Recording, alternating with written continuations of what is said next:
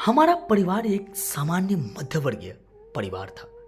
मैं, मेरे बड़े भैया और माता पिता, चार लोग एक ही छत के नीचे रहते थे। भैया की शादी कुछ महीने पहले ही हुई थी। भाभी घर में नई आई थी और उनका स्वभाव इतना सरल और प्यारा था कि पूरा परिवार उनसे खुश था। घर में भैया और भाभी की हंसी मजाक से माहौल हमेशा खुशगवार रहता था। मैं एक सरकारी नौकरी करता था और अक्सर ड्यूटी के सिलसिले में बाहर रहता था। भैया एक निजी कंपनी में काम करते थे और अपने काम में बहुत मेहनत करते थे। परिवार का बड़ा बेटा होने के नाते उन्होंने हमेशा जिम्मेदारियां उठाई थी। उनकी शादी के बाद सबको लगा था कि अब उनकी जिंदगी में खुशी ही खुशी होगी, लेकिन किसे पता था कि किस्मत ने हमारे लिए क्या तय कर रखा था। एक दिन जब मैं ड्यूटी पर था, तभी घर से एक फोन आया।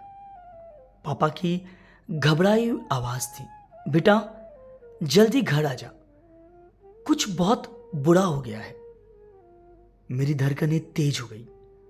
मैं तुरंत अपने सीनियर से छुट्टी लेकर घर के लिए रवाना हुआ। घर पहुंचते ही जो दृश्य मैंने देखा उसने मुझे भीतर तक हिला दिया। पापा और मां का रो रो कर बुरा हाल था। भाभी सुन्न होकर एक कोने में बैठी थी। मैंने भैया के बारे में पूछा तो पापा ने बताया, तेरे भैया की कार का एक्सीडेंट हो गया है, वे अब इस दुनिया में नहीं रहे। ये सुनते ही मेरे पैर जैसे जमीन से खिसक गए। भैया जो हमारी ताकत थे, अब हमारे बीच नहीं थे। पूरे घर में मातम छा गया।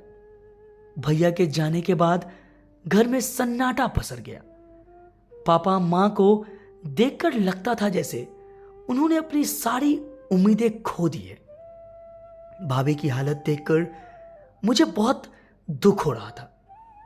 उन्होंने कुछ खाया पिया नहीं, बस अपने कमरे में चुपचाप बैठी रहती थी। एक दिन पापा ने मुझे और मां को बुलाया। उनके चेहरे पर गंभीरता थी। उन्होंने कहा, हमने एक फैसला किया है। इस घर को टूटने से बचाने और भाभी की जिंदगी संवारने के लिए तुझे भाभी से शादी करनी होगी। यह सुनते ही मैं चौंक गया। क्या? भाभी से शादी? मैंने अविश्वास से पापा की ओर देखा। पापा ने समझाने की कोशिश की, बेटा हम ये सब भाभी की भलाई के लिए कर रहे हैं। वे इतनी कम उम्र में विधवा हो गई है। अगर तुम उनसे शादी करोगे तो उनकी जिंदगी फिर से बस जाएगी और हमारा परिवार की इज्जत भी बनी रहेगी। मुझे समझ नहीं आ रहा था कि क्या कहूं। पापा का फैसला सुनने के बाद मैंने भाभी से बात करने का सोचा। जब मैंने उन्हें इस बारे में बताया तो वे गुस्से से भर उठी।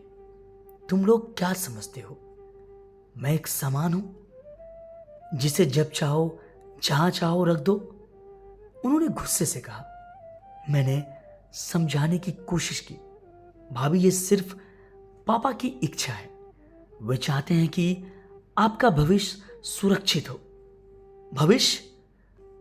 क्या मेरा भविष्य केवल किसी की पत्नी बनकर ही सुरक्षित हो सकता है? उनकी आंखों में आंसू थे, लेकिन उनकी आवाज में एक अजीब सी ताकत थी। भाभी ने जो कहा वो सुनकर मेरे अंदर खून खौलने लगा। उन्होंने कहा, तुम्हारे पापा और मां को क्या लगता है मैं इतनी कमजोर हूं कि अकेले जिंदगी नहीं जी सकती? मैं खुद अपनी जिंदगी बना सकती हूं। मुझे किसी सहारे की जरूरत नहीं। भाभी की ये बात मेरे दिल को छू गई। मैंने महसूस किया कि भाभी बिल्कुल सही कह रही थी। उन्हें अपनी जिंदगी खुद जीने का हक था। मैंने पापा और मां को समझाने की कोशिश की।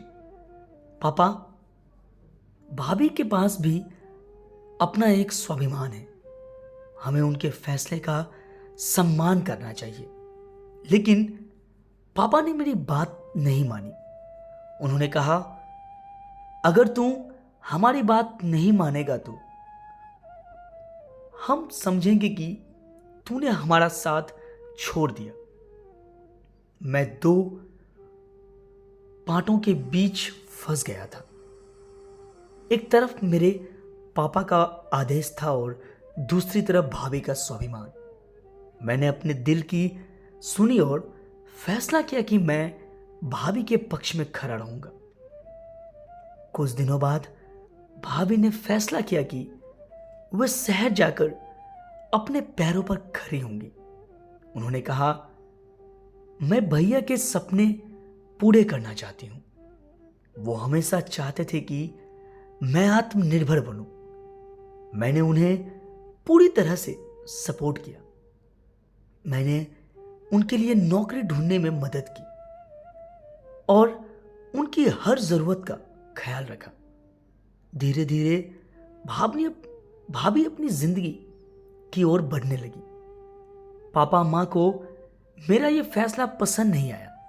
पापा ने गुस्से में कहा, तूने हमारी बात नहीं मानी।